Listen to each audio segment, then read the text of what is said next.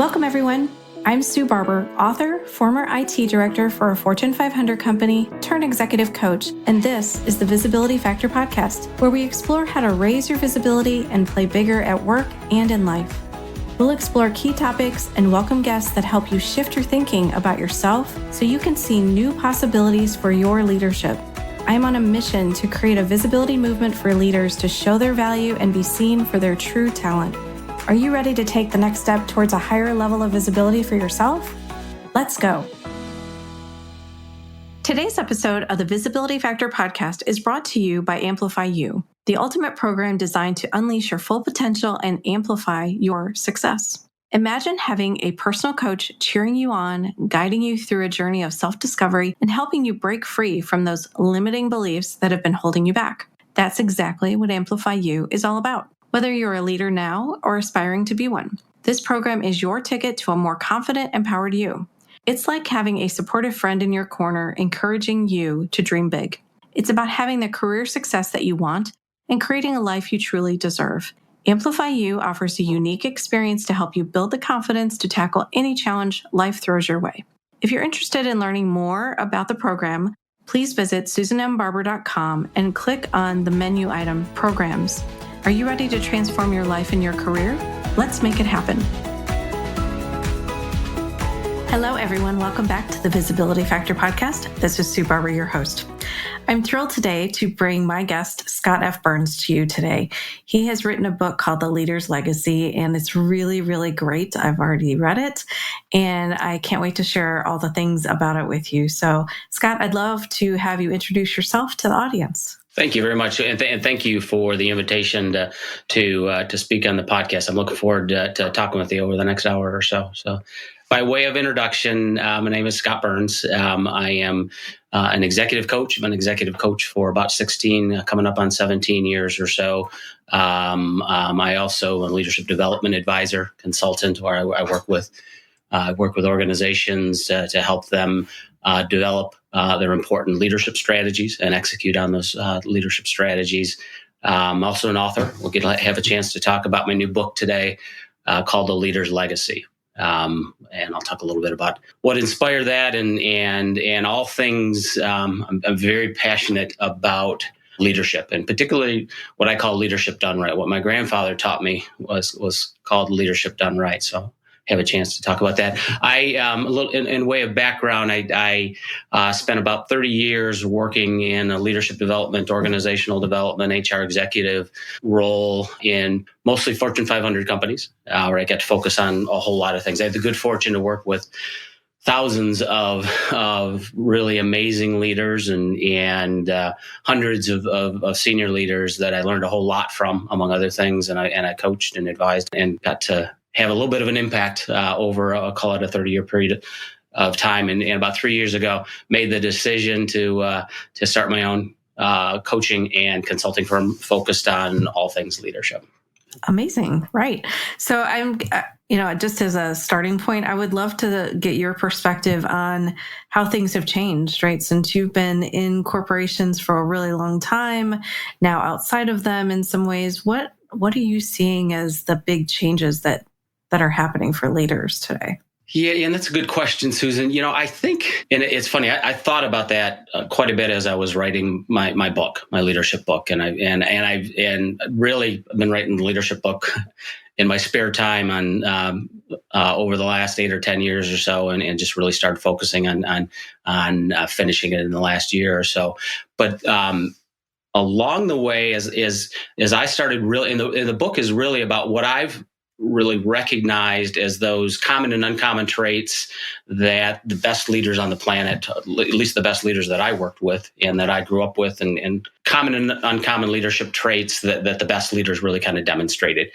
And the part of what I noticed is a lot of those leadership traits, for literally the best of the best, are foundational leadership traits, are things that the best leaders focused on, and they're kind of bedrock things that we probably could have been talking about 50 years ago or 100 years ago in terms of leadership. They're I've got another book that I'm in the process of starting right now. It's focused on historical leaders, and there are leadership traits that Abraham Lincoln and George Washington and other folks have demonstrated over the years that are some of the seminal things that still remain in terms of effective leadership. So I think a lot of the things are foundation.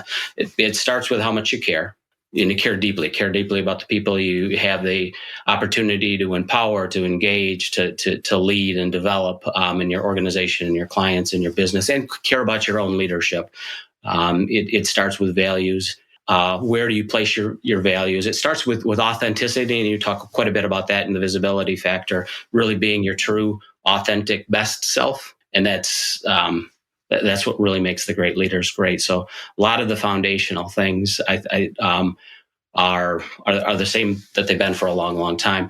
I think some of the things that are different is, and I think we kind of recognize, it may be a generational thing. Each generation brings different things to the world, and leaders need to respond to that. I think one of the things that may be different, particularly in the last 10, 15 years or so, with the advent of technology and the with the acceleration of kind of the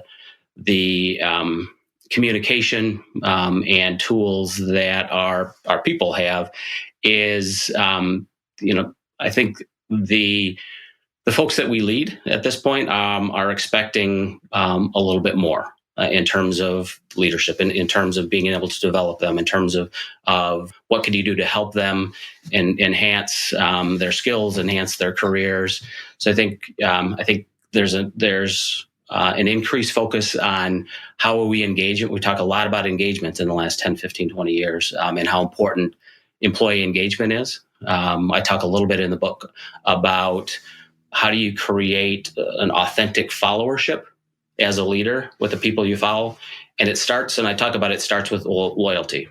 And it's not about how loyal they are to you. It's how loyal you are, how well you're taking care of your folks, really is the helps really ensure that you've got an engaged group of people and a followership. And I think that's changed quite a bit in the last 10 or 15 years, the expectation that folks are developed from an overall career perspective. I think the other thing that COVID brought is we recognize that folks can do what we're doing right now, which is to work in a virtual setting and work very, very effectively in a virtual setting. It's funny, I worked for ADP my last 22 years of my career, and way before COVID, we had teams that were 100% virtual in some cases. And we had the technology to be able to work effectively and stay engaged as a leader and as a team and everything else.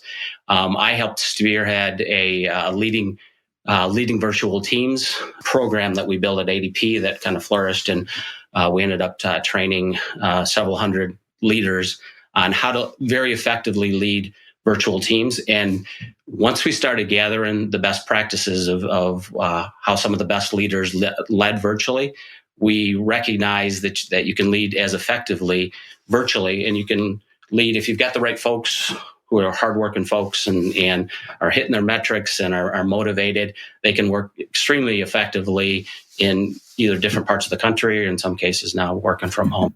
Yes, for sure. Yes, it's definitely changed some things, but I think it's provided opportunities for people to do things differently and be open to the fact that you can work remotely successfully. And it doesn't always have to be in the office, although I think people miss being together at times as well. So it's kind of both sides of that for sure.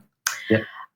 When you started to sit down and think about this book, you mentioned your grandfather, which I know was a big inspiration to you growing up. So I'd love to have you share a little bit about that story and what really inspired you to write this book. Yeah, and my grandfather was the mayor of our town. He ran a very successful business. He was a leader among leaders. They had the governor's office came about halfway through his tenure as a mayor. He'd been mayor for about 17 years and asked him to run for governor. And he politely said, I got people to take care of locally here. I'm going to stay here. But an off the chart leader, best leader I've and I've been fortunate. Like I said, in my 30-year career, I spent the last 22 years in a senior leadership role, working on several different senior leadership teams and interacting with some of the best leaders on the planet. My grandfather was the best leader I've ever met in my life, which is pretty inspirational. And he did what I said before too. He did what he used to call leadership done right. If you're going to do anything, you might as well do it right, and leadership is no exception. And if you and him are in a conversation right now, you were the only person in the world. And he treated everyone like that, genuinely. And you talk about genuine. He was as genuine as anything else, but he cared about his people. He cared about his community. He cared about his business. He cared about himself and his leadership and the impact that he recognized the impact that he had. So a very, very inspirational leader. I started writing this book I mentioned about 10 or 11 years ago, literally on the back of napkins and just capturing. I wanted to capture some of the insights and some of what I recognized from some of the best leaders that I'd been working with in the first dozen and a half years of my career, and started capturing those things. And 6-8 months of capturing some things, I decided, I'm going to put this pulled up a Word document and started putting a storyboard together and started writing the book. But what I noticed is the leadership traits that really distinguish those leaders that were off the chart leaders that I worked with, particularly those leaders that were off the chart leaders for the long term, for a long, long time, led in the same way my grandfather led. And it was a nice insight. Pretty inspirational too. My grandfather got to show us, and the couple hundred executives that I worked with that were off the chart leaders as well, the best leaders, have shown us that you can do leadership the right way. You can care like crazy about, you wake up in the morning and go to sleep caring deeply about those you have the opportunity to empower and engage and lead, and be off the chart effective. So it's part of what, and it started with my grandfather. That's awesome. I love how inspiring that is. And every time you talk about him, you just light up. So I know how important he was to you, and just sounds like an amazing person for all the people he was, the mayor of the town for, and, obviously for your family. So you have 10 difference makers, you call them, in the book. I would love to have you just share maybe a few of them to give the audience an insight as to what a difference maker means, right? What that is. And I'd love to know how you thought about them when you were writing, because you included some great stories as well in each one of them. The book title is The Leader's Legacy, but it's the 10 difference makers that really set the great leaders apart. And there are a lot of things that the great leaders do to be really, really effective. I just decided to focus on 10 of those things. Again, traits that my grandfather showed, but even more importantly, I've got a lot of examples and a lot of stories that demonstrate these leadership traits from the senior leaders and the managers that I worked with over the years, those things that they demonstrated.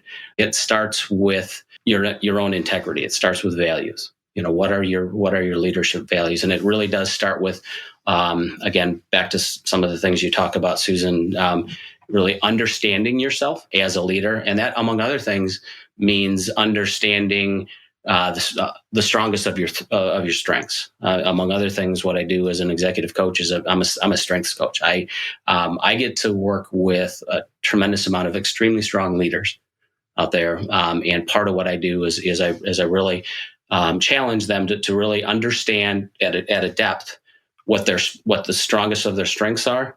And then we get to work to determine how they can leverage the living daylights out of those strengths, among other things. So really understanding yourself, but that starts with being very mindful and having some honest conversations with yourself, and doing some work to find out, what are the handful of things that I'm best at. And I tell my leaders this all the time. I used to tell my leaders this a long time ago. I tell my clients this on a regular basis. They hired you for your strengths. Use the living daylights out of them. Absolutely. And let's find out what they are. So, and again, that if you understand your strengths and what you bring to the table, you can really focus on your integrity. So I think it starts with my first, leadership difference maker that I highlight is really lead with integrity. Some authenticity and integrity. And I talk a little bit about how that leads to it. It's interesting. I think we've all heard the emotional intelligence. And I picked up on that years and years ago. And as I've worked with leaders on a regular basis, I challenge them to think about the emotionally intelligent decisions that they make on a regular basis and really understand how they were able to be effective in the role using their emotional intelligence, and then how they can replicate that and use what they learned in all kinds of situations in their life.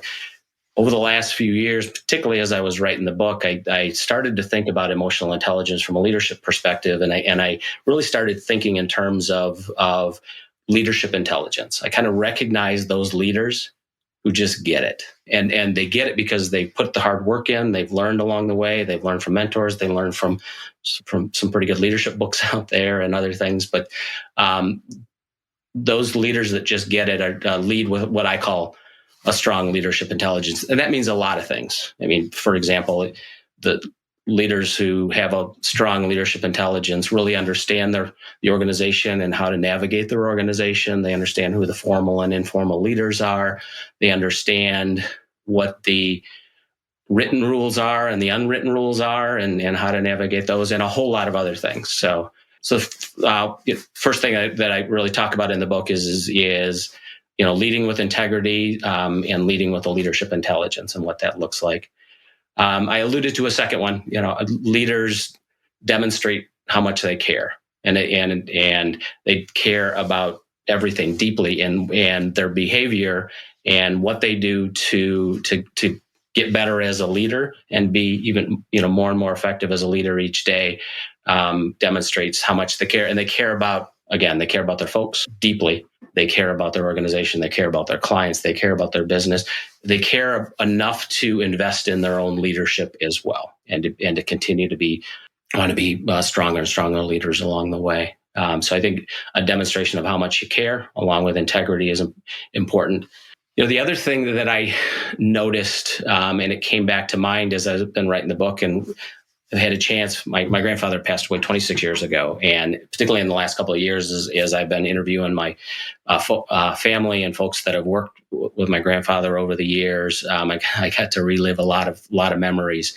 And the one of the things that stood out, and that stood out with the general managers that I worked with that were highly effective, and the senior vice presidents that I worked with that were, that really impacted large, parts of the organization. And the same thing with my grandfather is some of the best leaders really understand how their leadership presence is an important part of what they do to lead. It's neat thinking back, a couple of folks that I interviewed about my grandfather to get some good stories, used the same thing. They said he had a leadership presence. He would walk into a room of senior leaders, and they would all gravitate. And it goes back to how much they knew he was going to take care of them on a regular basis, and he cultivated a leadership presence. So I talk a little bit about how important it is to recognize what I've told leaders along the way. I developed a new leadership course at ADP about 15 or so years ago, and one of the leadership training sessions that we focused on we're focused on really understanding your leadership presence. And what I used to tell the leaders is particularly now that you're a new leader, recognize that when you're walking down the hall, or you're walking by someone's desk, or you're walking in a room, everyone's going to pay attention to. You've got a presence, and so take that seriously, and understand that what you say and what you don't say, and your body language and everything else, and that when what you communicate is very, very important, because you do have, if you're an effective leader, you've got a presence that really helps make a difference. So those are 3 or 4 different things that we focus on when we talk about the 10 different leadership difference makers, and a whole lot more, but those are a handful. Those are great ones. Those are very foundational difference makers to start with. And you're so right about the leadership presence. We used to tell people, walking down the hall, if you look angry and upset and we're going through a merger, people will make assumptions, right? They're going to create stories that, oh my gosh, this is bad. She looks mad. She looks upset. So you really have to have a little bit of a poker face at times, and be as transparent as you can to talk about those things that are happening for you. But I think it is something to pay attention to, because the other thing is what you say can lift a team up, or it can bring a team down, right? So your language is important.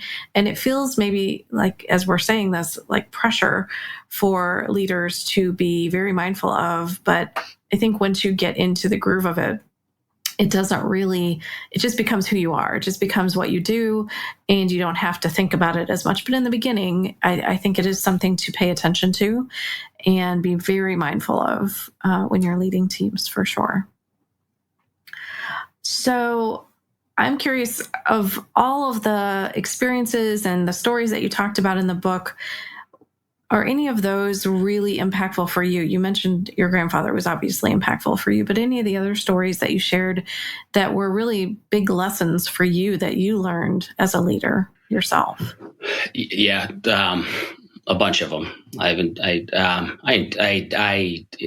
love working with strong leaders, and I love the stories that have come out of it. So being able to kind of relive those stories has been important. There is, I talk about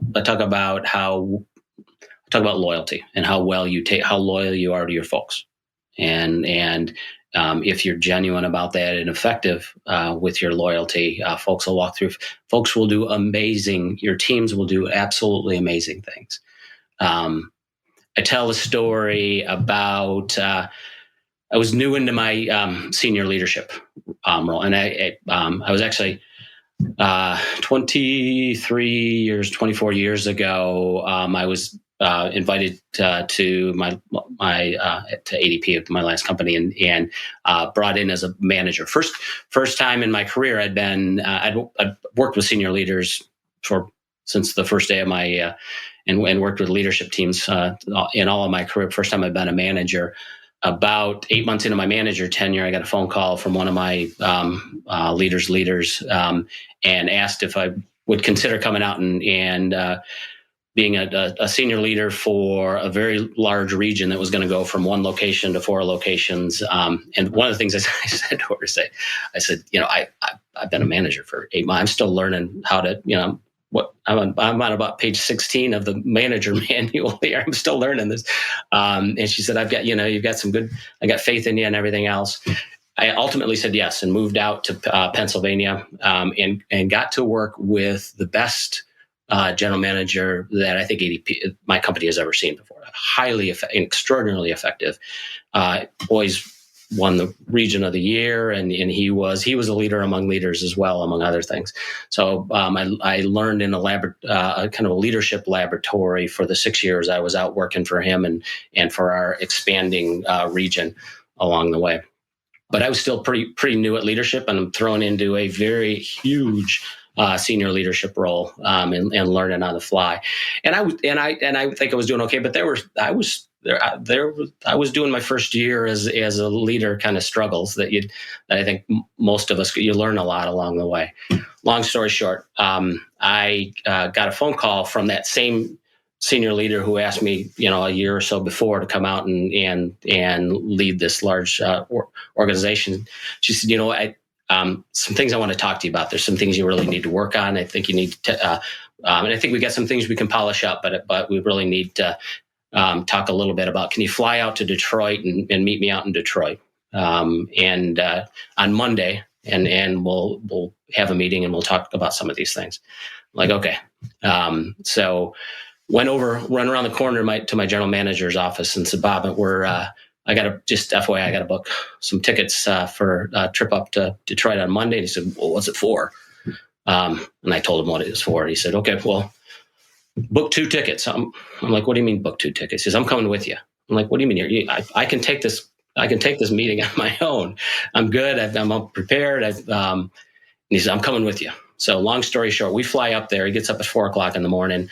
We meet at the airport, fly up to Detroit. And he'd been working with this senior leader that I was going to meet with for a long, long time. They had a very good relationship. They did a lot of good work together. But he took over. It was a very, very short meeting. So I walked in he walked in, and my other senior leader and Bob and I walked in to a conference room and getting ready to have somewhat of a long conversation, I'm guessing, with my senior leader. And Bob took over the meeting. He said, "You know what?" He said, "Tell you what, let me just tell you, Scott here, he's my guy.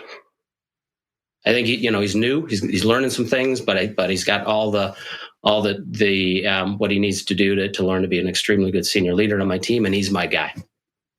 And that was it. And I was his guy for the next. And so and one of the things I found out was very early on was he didn't single me out for that kind of loyalty. He did that with all of his folks, and his folks absolutely walked through fire for him and achieved amazing things. He had probably the best senior leadership team, the best leadership team that I've ever worked with before in my career. And not coincidentally, they had extraordinarily engaged and highly performing teams that we worked with in our region as well. So a little bit of loyalty goes a long, long way, and you create some really strong leaders if you really empower and really care about the people. And I saw that on a pretty regular basis. Oh, yeah, that's amazing. Yeah, just to have the complete confidence that your leader has your back can make such a difference. I talked to someone yesterday who has the opposite situation right now. And obviously that's a lot more challenging when you don't know if you're being trusted or not, or if you can trust them. The trust piece is just as much, I think, as loyalty, a very important piece of it. Yeah, and you earn that trust, right? Every day. If you're effective at what you do, that's good. So what are you hoping that the people who read your book, what are you hoping they take away? You can be an effective leader who makes your part of the world a better place by how well you lead. And I think that's important. And combine that with, we've got enough examples of a leadership done wrong in our world. In my vast experience, and I've worked with some leaders who weren't as effective as other leaders, and maybe didn't care about other people as much as they cared about themselves. But for the vast majority of executives that I worked with, led in the same way that my grandfather led, and they cared like crazy about folks. So you can be an extraordinarily high effective leader, and most of the great leaders are, and be a really good person, and that's and be effective, particularly in the long run. There are some leaders out there who can be effective and hit their numbers for a while, but if you don't really care, it's typically a short-lived, leadership stint, among other things. And that's inspiring. It's nice to know that we live in a world where leaders who care are the best leaders out there. Yeah, I think it's a great message for people to hear, because I think if they work for people who are not inspiring, or they don't believe it's possible to do like what you shared here today and be a difference maker in a way that maybe they haven't seen before, I think it's inspiring for them to know that it's possible and that you can be really effective and, have a lot of care for your team and be inspiring loyalty in them. It doesn't always have to just be, I think sometimes people think, it's only about the delivery, it's only about the execution. And if I care for my people, then it's going to make me look weak. I actually think it's the opposite. And I think leadership has shifted over the last, hopefully it continues, but over the last, 5 or 10 years, you start to see more about the types of leadership characteristics that are actually going to be needed. And I think, no one could have predicted COVID was coming, but I think during that situation, you had to have care for people because people were going through things they could have never dreamed of, and the very difficult things, and continue, to have some of those challenges. So I think it is a good set of characteristics for people to really focus and hone in on and build some strengths around. Yeah. I've got another story. Same coincidentally, the same general manager that I talked about before. Couple months after I got the job, it was in Pittsburgh.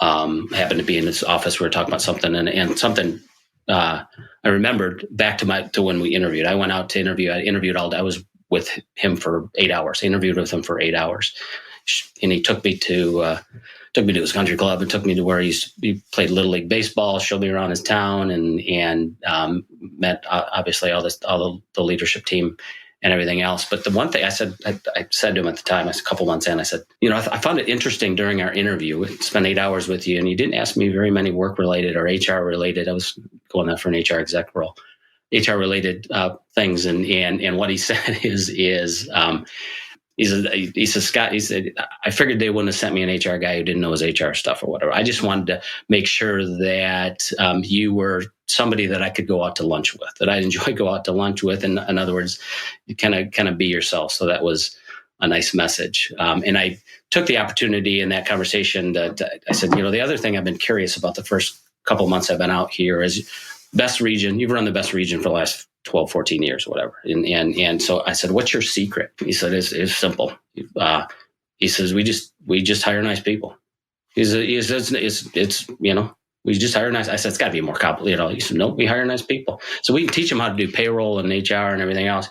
Can't teach them to be nice. And the same thing for my leaders. We interview for nice. He called them nice. I call it caring, but we hire nice leaders. So simple. Sometimes you can keep things simple and focus on something as important as being nice and caring about people. Yeah. Oh my gosh, I love that.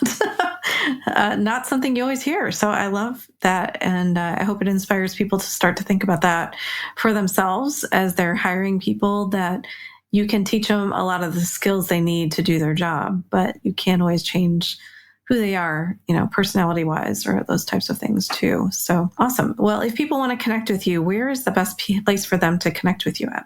My book is called The Leader's Legacy, so you can go out and take a look and pick up the book. The name of my firm is also my executive coaching and leadership consulting firm is also called The Leader's Legacy. So if you go out and Google The Leader's Legacy, there's a couple of different books out there, but mine typically will come to the top of the list, which is good news. So you can find me that way. My email is hopefully easy to remember as well, which is leadership.sf. Scott, my middle name is Frederick, by the way, which I was named after my grandfather. So leadership.sf Burns, Burns at yahoo.com. So it's an easy way to get a hold of me. But the website is a good way to get a hold of me. And I'm very active on LinkedIn. I spend a good amount of time on LinkedIn as well. So, and I would welcome if anyone wants to learn a little bit about about leadership done right, wants to learn a little bit about the power of, leadership coaching is a differentiator, is a huge differentiator that I've seen with the dozens of leaders that I've worked with over the last couple of years and hundreds of leaders I've worked with and coached over the last several years or whatever. So interested in learning about taking your leadership to the next level as an individual leader, and or if your organization is looking for a partner with about 30 years of experience and expertise on leadership to help you drive your important strategic leadership strategies, reach out and I'll love to talk to you. Well, I will put all those links in the show notes so that everybody can find you, and just click on the link to go find your website and to learn more about your book and everything else that you're doing. So I'd love to transition into now the 4 questions that I ask every guest on the show. I call them the Rise Up and Be Visible Quick Tips. I would love to ask you those and get your perspective. So the first one, visibility is, if you can fill in the blank, and then tell me why you answered that way. I talked a little bit about your presence, and like I said, number one, I'd kind of relate it to how do you show up? How well do you show up? And again, that goes back to how authentic are you? What are you leading with your values? Are you leading with your integrity? So I think visibility is being your authentic, bringing your best self every day in every interaction as best you can. Mm-hmm. And what are you doing to be visible? I'm talking on some podcasts, among other things, which is nice.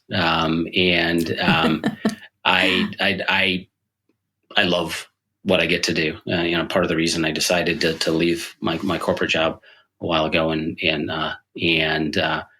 I wanted to spend, call it the next 30 years of my career, the last 30 years of my career, really focused on working with strong leaders and strong leadership teams. And so it's easy for me to reach out, either on LinkedIn or pick up the phone, and I've got an old, my old Rolodex, my old online Rolodex right now is getting pretty well worn out. So reaching out and staying connected with all, the executives that I've worked with over the years, the leaders I've worked with over the years, and the experts in the field of leadership and coaching. So staying in touch and those, can lead to opportunities for me to help with their teams and everything else. But it's a nice way, and I enjoy it. I'm a bit of an extrovert. I enjoy talking. I enjoy talking to people. I enjoy getting in front of large groups of people, and I enjoy talking one-on-one like this. So it's pretty natural for me to like the visibility. Mm-hmm. That's awesome. And what is the best career advice that you've received? It's from Oscar Wilde, who was dead probably 100 years before I was born, a writer in the 1800s. And he said, be yourself. Everyone else is taken. That's pretty good. That's pretty good career advice, among other things. I've gotten some very good career advice from a lot of people I've worked with, but I think about that quote on a pretty regular basis. Helps you stand out, right? Yeah. And the other thing about that is, and I'll maybe do this one time in this conversation here. I stay on the positive, but to look at it in the converse, and not is people can tell. The people you worked with, the people that you live with, the people that live in your neighborhood, the third or fourth week that you're working with somebody, if you're not being yourself, if you're not being authentic, people know it. So might as well be yourself. Be your best self, by the way. Continue to polish what you have to polish, and continue to work on those things that you need to work on and be aware of. But be yourself. Everyone else is taken, so might as well enjoy. Love it. And finally, a book that you would recommend. There is the most recent book that is a Marshall Goldsmith book, and it is called The Earned Life: Lose Regret, Choose Fulfillment. Marshall Goldsmith has written a few books on leadership. He is a preeminent leader, and I had the good fortune of he and I have interacted a little bit over the years. He offered to provide an endorsement, so he's the first story. He's my first the first notice in my book, actually. So he's provided a nice endorsement for The Leader's Legacy, which is very, very nice. But he's written a lot of good books, and this book in particular is really, it's a bit of a leadership book, but it can be applied to what we all need to do to earn to earn your life, to earn a really, really good, fulfilling life. And, among other things, took a lot of things from the book, but one of them is being mindful enough, particularly when we're in critical moments, having critical conversations, or in critical moments or needing to be very, very present with the person in front of you, is just to simply ask yourself the question, am I being my best self right now? Am I bringing my best self? And it's a mindset. It is a practice. And if you do that, every day, several times a day, and every week, if you do it for a couple of weeks and a couple of months, it becomes ingrained in you to really think about, am I bringing my best self to this, whatever is in front of me right now, particularly if it's a very important thing. It's simple, but really impactful. Yeah. For sure. Yeah, I remember when I read What Got You Here Won't Get You There by Marshall Goldsmith. That was a game changer for me to start to think about leading through people versus doing things on my own. So I loved that book for sure. It definitely impacted me in a big way. Yeah, very right.